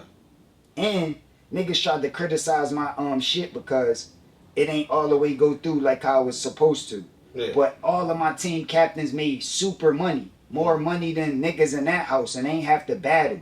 I ain't drop money and make them battle. They just came to the house to a bag. They already got a bag. I don't got to battle or paintball or jump out a plane. I just come and I get a bag. And the people that was supposed to put in money was the people that was actually getting in the tournament. And because the tournament didn't go down, I gave everybody their money back. Every single person that was on the list got their money back. So nobody lost, and all of my team captains made money. Yeah, and I would assume if you didn't get the money back, that shit would have been headline. No, but who gave me my money back though? I feel you. I gave them people that put in their money to be in the competition. They all got their money back. Yeah. But did the team captains give me my money back? Because they ain't have to do what they was required to do as a team captain because it never went down. Okay. But they still kept their money. That's what I'm saying. Who gave me my money back? Okay. Everybody want to do blogs. Yo, Cassidy, when niggas getting their money back? When the fuck I'm getting my money back? Because the money that I had to give back to the competition is nowhere near what I gave to the team captains. Okay. It's way different. It was way more money than 10 team captains, and they all got a bag. So just try to calculate that in your head, even if it was just $1 grand. Okay. Come on, man. Yeah, you know, we ain't never know the specifics. Like, I definitely ain't know all that, man. So, I'm just saying, like, all them niggas got a bag and they ain't have to do nothing. All they had to do was come to the house and you see, have fun, smoke, drink, party. It was strippers and it was like lit. Shit was super lit. And that's all niggas had to come do was come chill and they got a bag. I ain't seen no strippers. Where was the cameras at when the strippers was there? Yo, there's all type of shit going on in that house. I think it's footage up though. You gotta just pull it up, man. They was in there dancing in the middle of the shit. It was super lit, man. But what I'm saying is, I did a video in that house. Bag after bag, me and Jag, I put up a little clip on my social media, strippers all in that one. But what I'm saying is, that don't even matter. It's just my inspiration to the culture, and niggas be trying to leave it out like they don't know the part I be playing, like they could just do this shit and not even bring me up. Like, come on, man, what are y'all doing? Yeah. Nah, yeah. So as far as the Mook and Geese joint, you know what I mean? You know, that return to New York. And it be misunderstanding, just like niggas thought Bags and Bodies when they heard that, and they like, yo, he do Wildin' Out, and that shit is on real TV. Like MTV and VH1 and BET, one of these real channels. We about to get these battle rappers in the house and they gonna be on real TV. That's the whole point of doing it, because they gonna get a look. You know what I'm saying? The whole reason why niggas complaining about battle rap now is because they locked on the app that a little bit of people see. Nobody don't even really watch that shit. So I battle and then a little bit of people see it. I need exposure. I want to be out in the world so niggas start recognizing me and knowing I'm this battle rapper. Right. But now you do this whole show and now the show gonna be on the app. So who's gonna be, like, even if the dude, like, we think, like, come on, it's not exposure. It's not like exposure what people thought. It was a misunderstanding, right? But like, I be correcting all my misunderstandings, and that's what niggas gotta, like, take in consideration. Like, you know what I'm saying? Yeah. Yo, I thought your tournament was for this, and like, niggas thinking all this shit. Or niggas thought this shit was gonna be on TV, but it's not. Would you ever try to do it again? Like, as far as the tournament, or try to, you know what I mean, help build upcoming battlers in any type of way? Yeah, I always want to see battle rap grow, man. This is my shit. Like, I love it. I've been repping it my whole time.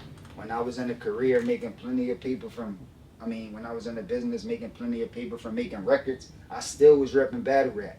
Battling myself on projects, always talking about battling and nobody could fuck with me and let's get busy. I always was carrying that all my life. You've never seen a year or interview or a time where I wasn't just like this.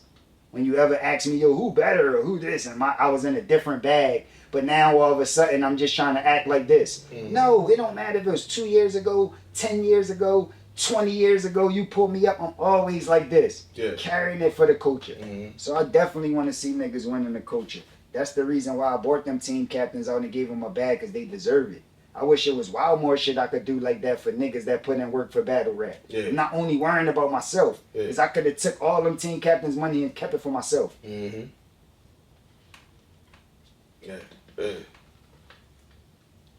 But would you try to do some shit like that again, or do you feel like I kept all this energy that I be giving these bloggers, bro. I gave every battle rap blogger, and now I gave all these niggas numbers, bro. You look at their history and you like, yo, what's the most numbers they ever did? I bet you it got something to do with me.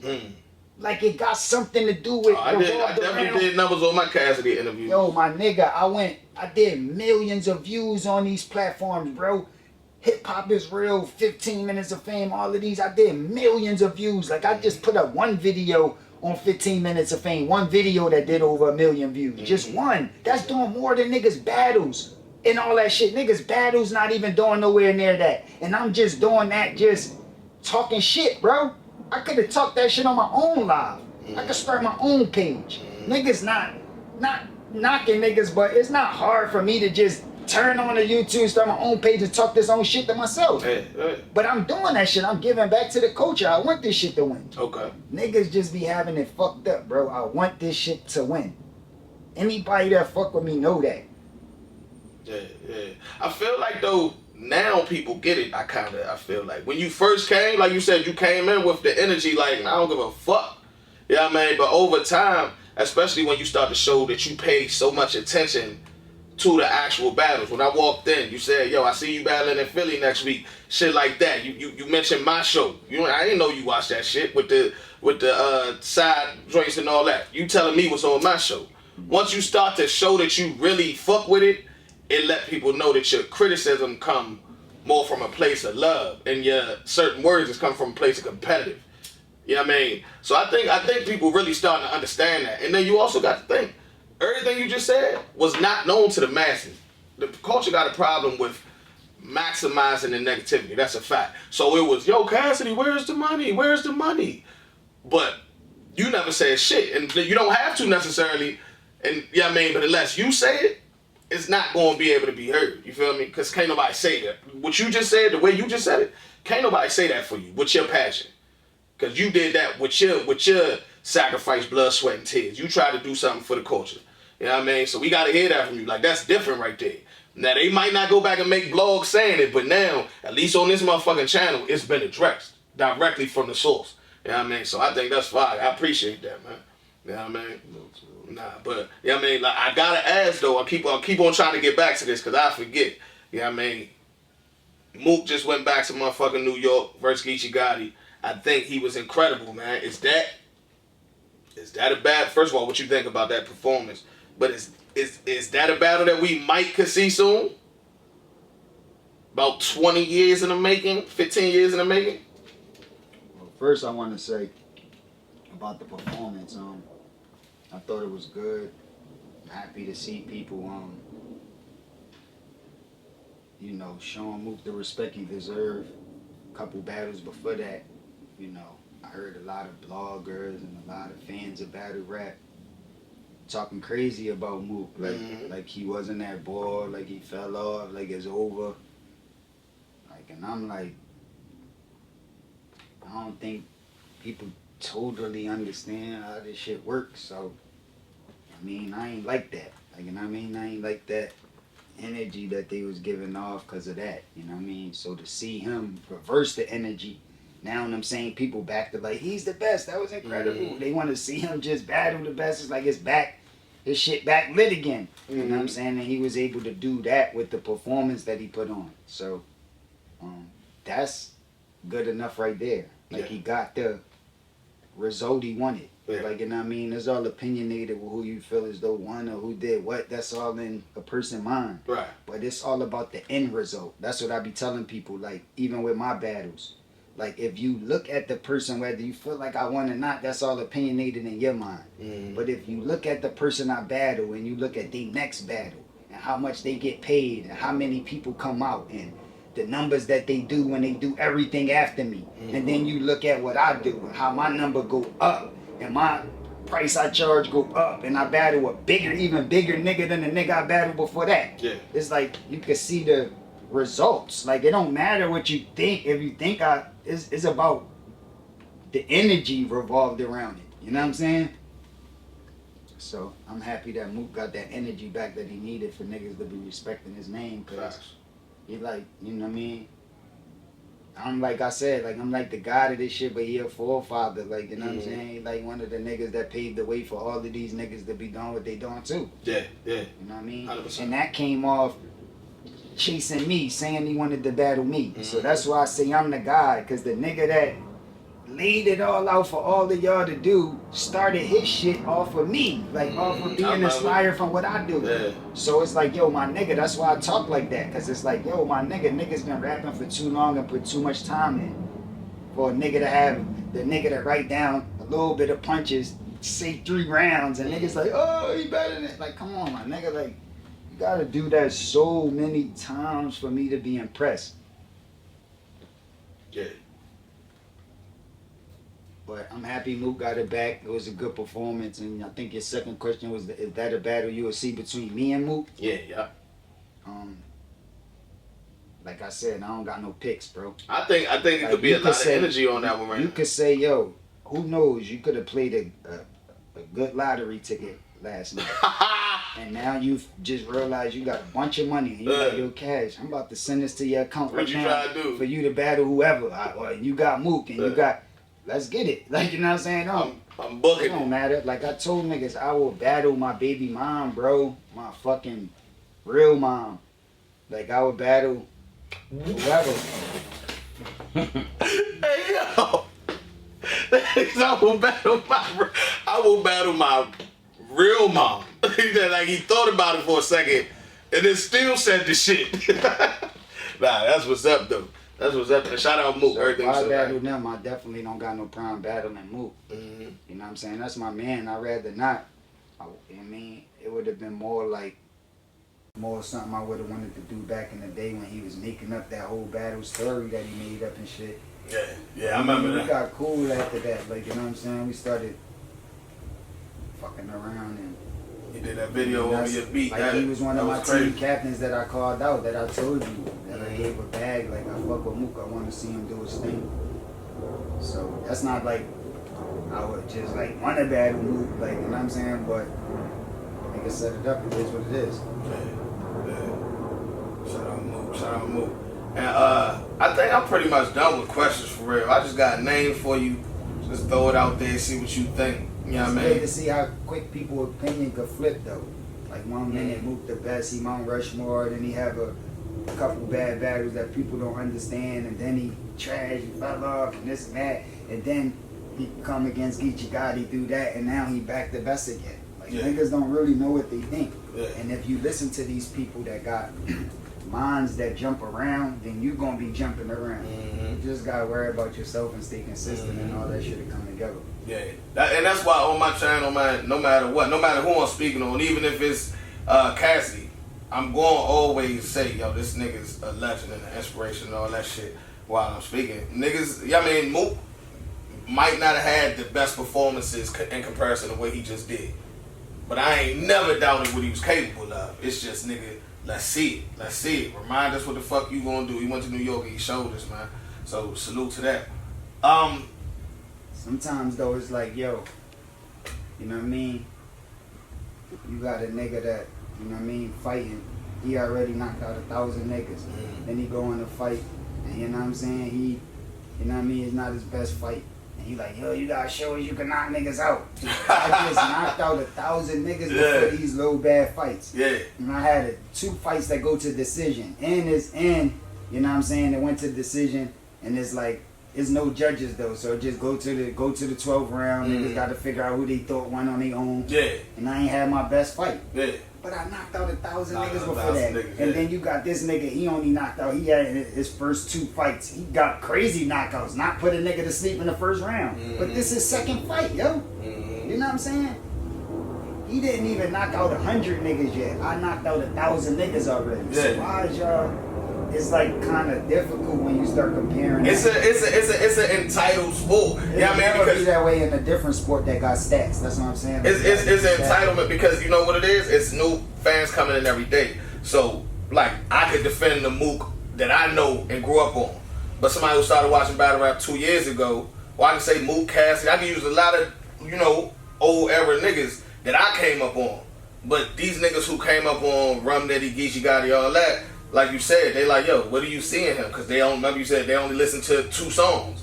So they don't know about the other 1,000 joints. They only know about that. And it's hard to even debate or meet them anywhere. So it's almost like, Mook, thank you for doing that. So these niggas can shut up and understand why we calling you a legend this whole time. You know what I mean? It's that nobody could look at that performance and sleep on it. Yo. It's just good that you could do that in mental sports. But there's some physical sports that you just not going to be able to do that on. Like, if there's going to be some new undefeated nigga that's super young, and you're not going to be able to be like, yo, he can't beat Floyd. And then, even if Floyd do come back and fight him, you expect Floyd to just knock him out or have the best performance after Floyd ain't been fighting, and he fighting this young, powerful, undefeated fighter. So, you know what I mean? It's just going to be difficult for Floyd to just do this forever. Like, you know what I'm saying? Eventually, it's going to come a time where he can't be able to perform the same as he getting older. You know what I'm saying? But if he do come back after all of this time and fight one of these undefeated fighters that's going crazy, and he go to decision, it's like, you know what I mean? Or 5 years from now, or 8 years from now, when he's super old and ain't been boxing and he still come back and beat one of the top fighters, or he have an arguable, like you don't really know who won.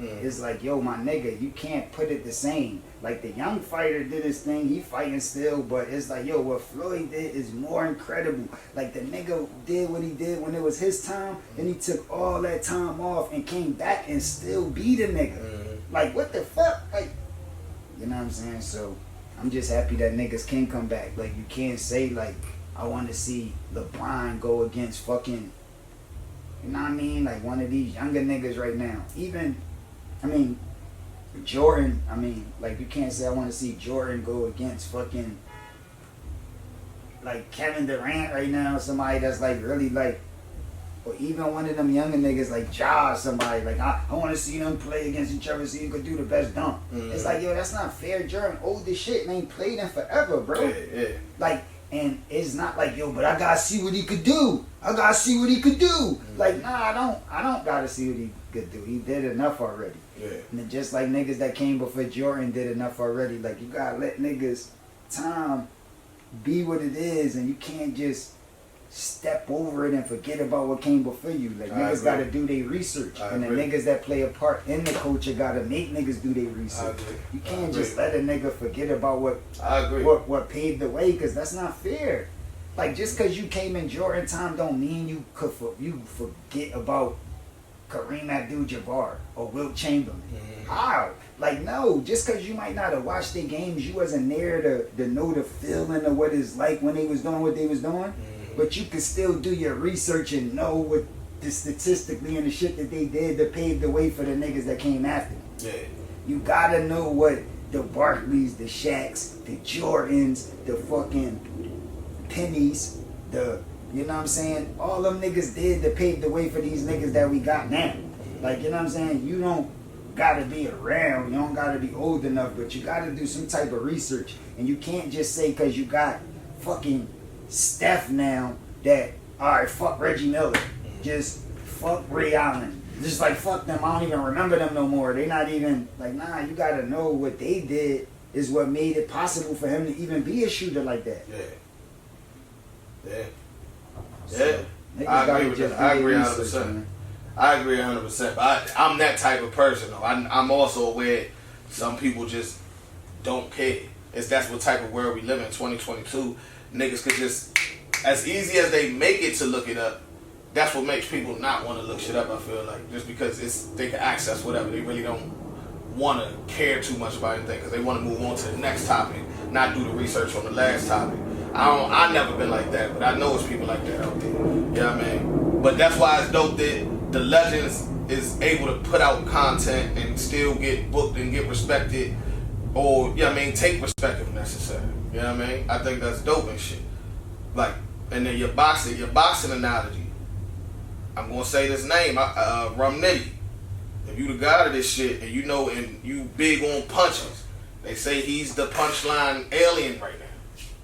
You know what I mean? I'm sure you probably been asked about him, but right now, you say you open to a next battle. It's probably gonna be on RBE. He been saying that he might go over there. Is that something we can see? You ever seen Rum Nitty clearly lose a battle before? Yeah, because he was yeah. So if that person that clearly beat Rum Nitty was able to figure out what they needed to do to beat him at that time, then it's definitely possible for me to figure something out. So it don't matter who it is, bro. Like, they just think he the punch god. Like, what do you think? Like, so what do you think of Rum Nitty? There's so much other shit with rap than just punching. Like, one thing he not good at is like motis and rhyming. He don't rhyme good. A lot of times them big punches that had the rum going crazy didn't even rhyme all the way. So niggas don't take that in consideration. That's important for me. I'm a person that really cares about that. Like, I think that's like super important. But, you know, everybody not on the same type of time. So if it just sound like you kind of go together and there's like a crazy punch, they'll go crazy. Even if it don't rhyme. I'm not that type of nigga. So that's just one example of there's a lot of other things that come with rap than just punching. And that's the things niggas don't got, man. like the story, the history, the pockets that they could touch in, and how you could break down a person's character. That's like a lot more than just punching. That don't come with punching. That's just the extra shit that I could do. On top of everything else I could do, I could punch. But it's not the only bag I could jump in. That's how I was able to beat niggas up until this point without punching. And that's what I wanted to show niggas. Are you impressed by Nitty at all though? Even if it's by today's battle rap standards. I wouldn't say I'm impressed, no. I'm not impressed, no. Okay. I mean, he said some punches before that I'm like, yo, that was, you know what I mean? But I'm not impressed, though. I ain't impressed. Like, there's a bunch of niggas that punch in battle rap. Okay. Bunch of niggas that say shit that's dope. So, I'm not really impressed by his whole style. Like I said, like, he punched, but that's it. I wouldn't give him high ratings in no other category other than punching. So that's one thing. That's one slot you got. So all you gotta figure out how to do is just break that down, and then you don't got nothing else. So what you think about, say, a New Jersey twerk? He punched, performed, energy, everything. Man, I seen New Jersey twerk fuck up so many times, bro. And he don't got control over his temper. I remember Twerk was battling at one of my venues that I had when I was battling one of them niggas, and he was performing at the same shit. He was about to fight then. Outside, coming out all hype. I had to go calm him down, like, yo, bro, this is a fucking, you know what type of business is going on right now, bro? You gotta relax, bro. You gotta, like, this ain't, what are you doing? Like, and he calmed down, and, like, you know what I mean? I fuck with Twerk, but Yeah, that's what I respect you. I seen him fuck up so many times that I don't even know why niggas bring him up with me. Like, you know how long I've been rapping in so many predicaments, under so many pressure, where there's 20,000 people in the crowd, where there's like radio DJs, where there's battle niggas, where there's situations, and I never fucked up. You never seen me choking or stuttering or like forgetting my rhymes or like doing none of that ever. The whole 20 years you probably see me rap. You probably see me go on YouTube, push up Cassidy freestyles. You'll see 11-minute freestyles, 8-minute freestyles, just on beat, off beat, different times. And I'm never like messing up, like ever. And especially in battle rap. Even if the whole crowd booing, niggas acting like they don't like it, whatever, I'm not messing up. I'm not stuttering. I'm not acting like I gotta think on my next line, and none of that. Like, so it's like, yo, my nigga, like, and I'm older, got wild shit, a history of wild raps already stored in my brain. So if I was young like these niggas with no records out and nothing to remember, like, I would never mess up. Yeah. So I don't really respect it when you do.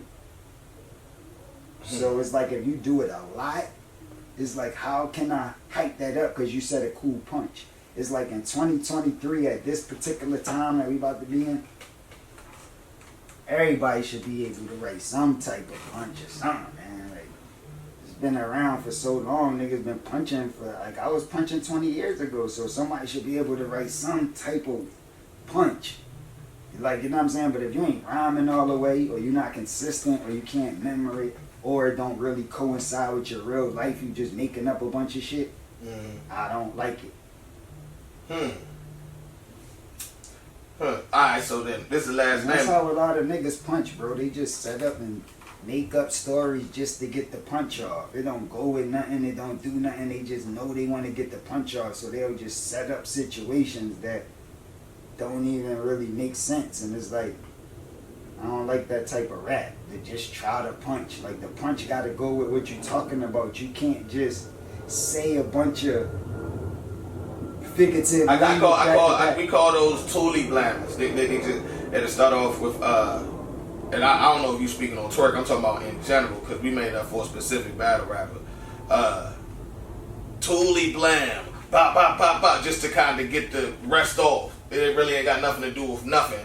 You just trying to get to whatever rhyme with toolie blam. You know what I mean? That's what we call it now. It's like that.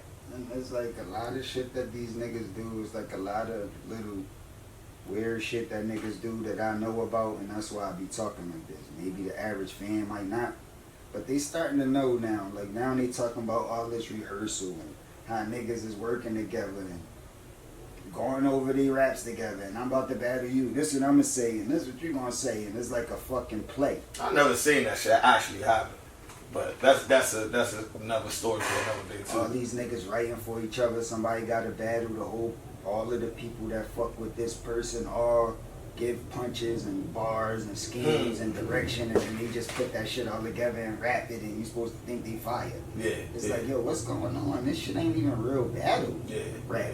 Like, you know what I'm saying? This shit is weird. Even them niggas that you seen battling me, they didn't even rap like how they normally rap because they tried that method, bro. There's so much pressure on them that they try that method, and that's why they be rapping weird. What, trying to punch or trying, what you mean? No, trying to do that practice shit and trying to get lines from a bunch of niggas that they cool with in direction, and they be overwhelmed. They don't know which way to go because it's just so much pressure. That's why they don't rap right. But they want me to rap my best. These niggas rapping they worst, but they want me to go out there and start punching up a storm. It's like, nah, I'm not doing that yet. There's a plan. But it's coming. So in this bag I'm in right now, I feel sorry for niggas, man. This was a plan to help me get hungry again. I've been around this shit so long. It's like, how you gonna keep motivation? I've been punching niggas' heads off. So it's like to stay motivated, to want to write is like for what? So back motivated. So getting in this area and niggas having little doubts is what make me get motivated to get on my shit. So if I would have did my best, niggas wouldn't have had no doubts. So I gotta just, you know, not even punch, just talk to niggas so niggas can start saying shit in the comments and having doubts, and I could just get hungry again and get back on my shit. And that's how I am now. That's why I got the best project of my career, like that I'm about to release. Records is retarded, best shit ever, and that's why I'm talking crazy in these bars, bro. I talk to battle rappers every day. I call these niggas with like 2 rounds worth of material every day. Like every day. Like not the same material, saying it again. Different shit. Different shit. 2-3 rounds worth of material every day. I'm calling these niggas with different shit. That's crazy. That's crazy. So this what I'm saying too. Imagine if I'm doing 2 rounds, just say 2 rounds every day. Or just say 1 round every day. And these niggas be having months in between their battles, right? So just say if all of them verses is arguably better than what these niggas spitting. But I just take the best punch out of this one, the best punch out of this one, the best game out of this one, the best punch out of this one, and just say them back to back like how these niggas rap. Who is going to be able to beat me? Nobody. It's too easy, bro. I can't. It's like it's cheating, bro. And that's what these niggas do. And you be thinking they nice, but if I do that, it's not even fair, bro. But I'm about to make it unfair for niggas. That's what I'm telling you. Like, it's about to be back to unfair. Like, yo, this nigga, you know what I'm saying? So I gotta ask you, because I think I heard something. This is the last name I'm gonna ask you about. I think I heard something about this specific individual. Charlie Clips. Is that something that was being talked about or something? Every single battle rapper wanna battle me, bro. And everybody that got like a certain big enough status has been considered. You know what I mean? Anybody that rap a certain way or hold a certain enough weight, they consider to me battling. Yeah. You know what I mean? So Clips came up before, it just never panned out. You know what I mean? I fuck with Clips though, like out of all of these battle rappers. You know what I mean? He one of my favorite out of all of them. Most consistent. You know what I mean? They ain't got shit going on outside of battle rap. Got leadership qualities with the niggas around him. So, fuck with Clips, man. You know what I mean? I hate to have to do with the Clips. Okay, Clips, my nigga, I hate to have to be held. Yo. But Clips is like a, you know, good for Wild and Out. Like, he joke, he funny. He could, like, you know, come up and top freestyle, like, put together shit quick. Little current event lines that's good for that type of style. When you facing a nigga that's, like, serious, like me, it's hard to make that shit work. Yeah. Like that type of way he rap, like that style, is only good for when you got a nigga playing with you, or a nigga that's not really, you know what I mean? Nobody take him serious. So then that joking shit is niggas ready to laugh. Mm-hmm. But with me, niggas don't feel that energy. They feel a different energy. So it's like that joking shit and the way he rap might not work. Yeah, I feel. But I just told you, like, niggas want to see me lose. So any potential person that they think, whether it's Rum Nitty, whether it's Clips, or anybody that they could try to think that maybe could beat me, that's who they want to see me against. I see what you're saying. Okay. So that's good. Like, we gonna figure it out. Yeah. Whoever they feel as though maybe could punch, or oh no, he could freestyle, or no, he could do this, or he might could beat him. Like, they want to see me against them. Yeah. And that's cool. I'm happy with that. Yeah. Yeah. And it's crazy because I would say if you ever felt like you took a loss, what you said, but I feel like I already know how that answer goes. Yeah, I mean, I feel like you just gonna say I'm not gonna lose. Well, it's only going to be arguable from these battles that you've seen up until this point, because I told you it was a reason. I wasn't even really rapping. Okay. So if niggas want to argue it up until this point, it's cool. But from this point on, it's never going to be a chance of me losing. Like, that's what I'm telling you. Like, from this point on, I'm back on that type time. Mm-hmm. So there's no chance of me losing from this point on. So y'all only going to be able to debate them up until this point. Yeah. Yo, it's only one question I got to backtrack and ask. You and ARF, y'all made up before he got locked up and shit, right? And that's why I wanted to make the Hitman one more clear. Oh, shit. Like, niggas got a little confused with Goods and Arsenal because of the crowd and the Avengers and the whole energy that they was creating. So niggas kind of had it fucked up. So that's why I wanted to make it a more clear against Hitman. Yeah. Like, who won. Like, but I still was just talking to him. I wasn't punching, but I just was talking to him in a way where I knew he couldn't. Because he don't really punch. He don't really like rap. So I knew I could just talk to him. But I had to make it more clear with him so niggas won't get it confused. Like, and you only good as your last battle. So that was my last battle. And that battle was the biggest battle in battle rap since then. Nah, you was, I like that performance for you. I feel like that was your best performance since you've been back. The energy and the shit that came from it is the biggest thing, and there's nothing that came even close since then. Nah, y'all face up to like 3 million right now. Yeah, so I'm just letting niggas know that I just had to make it more clear, and for niggas that had it confused. Now niggas don't got it confused. They clearly know I be Hitman. Now they just want to see me go against somebody that could really shut me up. Like, yeah, you got her, but it's like, he ain't really rap, he ain't punch like Rum Nitty, or he ain't freestyle like Clips, or like they trying to figure something out. They just trying to throw whoever at you. Yeah, I feel you. And I like that. You know what I'm saying? Because when they do finally set the battle up, that's how the person I'm battling gonna feel. And I'm gonna feel the same way I always feel. Like, they can't fuck with me, bro. And I'm gonna let you see. I just don't like to talk beforehand. I told you, until I got a battle locked in, everybody cool. I fuck with Clips, I fuck with Nitty, I fuck with everybody. I don't got no battle locked in with them. Niggas like, y'all want to see you and T-Rex do a face-off. I'm not going to let y'all know why the face-off not going to go how y'all think until we really do a face-off. Yeah. And then y'all going to see why I'm letting y'all know it's not going to go how y'all think. But why would I do that now? Me and T-Rex don't got no face-off. He was another team captain that I brought in and gave him a bag. Yeah. So I ain't on that tight time. Yeah. Makes sense. And I ain't trying to brag. Like, I keep saying I bought them team captains out and I gave them a bag. Not to just brag and all that, but no battle rapper never gave me no bag. Nah, I take that as a sign of respect. No battle rapper never gave me nothing. No bag or nothing. No clothes, no shirt. I don't remember no battle rapper doing nothing really for me. Like, you know what I'm saying? So you can't, like, that's why I'm saying it. It's not like it's just all this shit going back and forth around. Like, they never did nothing for me. They even talked about me, did blogs, disrespected me and dissing me, and I still brought them to the crib and gave them a bag.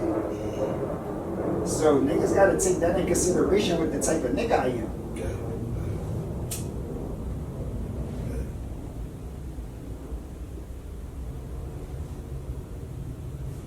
And even if I just brought him to the crib and I gave him all $50, that's still a bag. Niggas be trying to measure up how much you're supposed to do for people.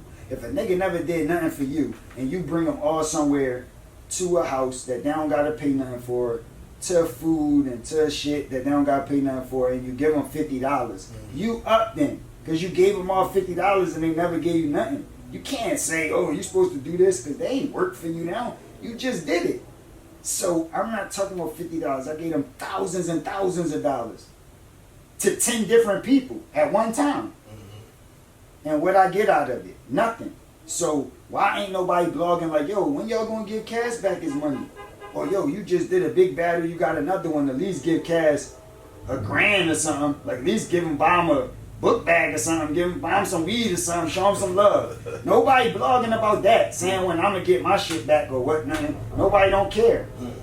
But want to do shit about when I'm gonna give a person that don't even fucking know. Some random person that entered the competition that nobody know. I got the names. I seen the names of the people that gave money that I had to get the money back to, and nobody know them. Nobody don't know them. But everybody doing blogs and going riots about this. But everybody know me. Y'all see me right here. Why ain't nobody blogging about my money? Yo, y'all should at least go do something for you know what I said on my channel about it though? I said I'm gonna see Cassidy, and when I do, I'm gonna hear from him. That's what I said about that situation. Yeah, cause it's like, yo, that's how it went. But it is what it is, man. I don't need nothing back. I want niggas to do what they doing. You know what I'm saying? And move forward. But I just want niggas when they talk about me to talk about me right. You know what I'm saying? That's a fact. That's a fact. That's a fact. So this whole conversation that we had, I talked about how I bettered the culture because I bettered battle rappers like by giving them a bag and putting them in positions that go viral and get wild reviews. It is set up future battles because I told you a lot of the future battles that was set up was the niggas that was in my house. That's the actual fact. Yeah. So that's how I helped the culture. I told you how I helped the bloggers in a bunch of different ways. So many times. The bloggers benefited from me being around and my energy. Especially so now it's not just the battle rappers. Especially when you first pulled up. Now it's not just the battle rappers, it's the bloggers, the battle rappers, everybody. Leagues, everybody the league owners, everybody benefited. Yeah. Even the security, the niggas that do everything for the venues when they have events, they benefit the most because this one they could really work. Because it's really shit going on. So that's all I'm trying to do is just do that. Bring bars back to the table where niggas is really rapping. Stop playing around. Stop playing games. Like just take this shit serious and let's get back to business. That's a fact though. That's a fact though. Hey, listen, when you got the stats to prove it, a motherfucker can't say you lying. Like I said, that's some stop you I'm lying shit. So nah, but I did want to ask you about the AI because recently he went viral for this reason or that reason. I was wondering if you like still in contact with him, if you know if he in good spirits in there or anything like that. Nah, I don't keep in contact with him. Okay. I don't really know. He went viral. I don't know why recently, but I know I seen some videos and shit. I thought y'all was back cool with it. I don't know. Nah, me and Ab, we never went through nothing. Like face to face. He did them blogs. He violated. But when I talked to Ab or when I seen him, he never did none of that stuff, never said none of that stuff. He even tapped in after that and told me the reason why he did that and how he, you know what I mean, shouldn't have did what he did. So, you know what I mean? We patched it up before this incident happened and he got locked up and all of that. But he just ain't in the point where like when he was on the streets when I was tapping in and we reaching out to each other. So if it wasn't like that, just because he in jail, I'm not going to make it some different way. It's like it is how it is. Like it wasn't, you know what I mean? Yeah, makes sense. And I still got relationships with people that's super cool with Abs, so I do be asking through people about them. You know what I mean? I be seeing bloggers that's associated with him and letting me know about his situation. So I be knowing enough. You know what I'm saying? Right. I don't really. You know what I mean? Yeah. What's your? I seen an interview with Leak Moss, Queen's Flip. he said, I don't want to fuck up his quote, but he basically said Philly be too much in competition with Philly. Do you think that's accurate? I'm in competition with everybody. I want to be the best. Niggas can't fuck with me, so. Okay. It don't matter if you from Philly or from Mars. Like, I'm gonna go at it with aliens. I don't give a fuck if niggas land on this planet in spaceships talking about they dope. You gotta Fucking figure ill, this yeah. shit out, man. You gotta figure it out. Gotta figure this shit out, bro. I feel you, yeah. So it ain't about the city or whatever. Man. I think we could end this. From day one, Okay, I ain't bro. do nothing but show love to the city. Nobody had more battles in the city than me. Nobody showed more love or did more songs with niggas in the city than me. Nobody gave niggas more, like, I did a lot for niggas in the city. Been fucking with niggas in the city from the beginning of time. For you to even bring up Ab is because of a nigga in the city that I was fucking with. And put out there for niggas to know who he is. And, like, I mean, fuck with him. But even to this day, I'm still fucking with niggas. Like on my new project, got records with Easy, K Walker that you about to battle. When you come in here, we was talking about that. Got records with him, talk to him all the time. On the ride over here, I just got off the phone with Rosenberg. He about to battle Bill Collector. Like all type of niggas that's in the city right now. LGP Quad, he about to come up here and do some records. Like the young boys that's making music and battle rapping, I'm always locked in with them in the city. Like that shit never stop. You know what I mean? I got records with Gilly, got records with me, got records with Ab, got records with Beans, got records with Free, got records with, you know what I'm saying? Like, everybody, got records with Petey, got records with fucking everybody. Like, I've been doing shit forever, man. Been in battle raps with Nina Ross, been in battle raps with everybody, like, been in battle raps with this nigga, been in battle raps with niggas from Most Wanted, from this group, from that group, like, everything, like, you know what I'm saying? And even until now, you know what I'm saying? I tapped in with every damn person from Philly that's rapping. There's a bunch of them, but as soon as niggas make enough impact, I'm always ready to work and fuck with niggas. So I don't know about what niggas talking about, but I always show love to niggas in the city and to niggas outside of the city. I just show love to niggas that's trying to get busy in the culture, period. So I don't know what you talking about or what niggas said, but I'm just talking as far as myself. I just show love to the city. Yeah. Nah, listen, we can end this right here. Yeah, man, appreciate you, Cass. Real shit. I don't know if we gonna keep the camera. If you gonna play some music or some shit, I want that leave me in the head. Nah, I appreciate you, my nigga. Yeah, I mean, definitely, you know, my favorite part is definitely talking about that Rough Rider shit. Yeah, I mean, that's a dream conversation. I appreciate you for that. But just the whole game you left, you know what I mean, the competitive spirit, the words of wisdom, the quotes, the sound bites, you know what I mean, the responses to the drama and shit that you can officially say you got off your chest. You know what I mean? Salute, bro. Salute. Battle Rap Trap. We got a street. You could. I don't know if you want to keep that rolling or whatever, but that's enough time for the actual episode. It's 4 in the morning, I'm thinking about money. I need it, I want it, I can't even sleep. Could be gone any moment, know the cops looking for me. I'm not stopping or slowing, cause I gotta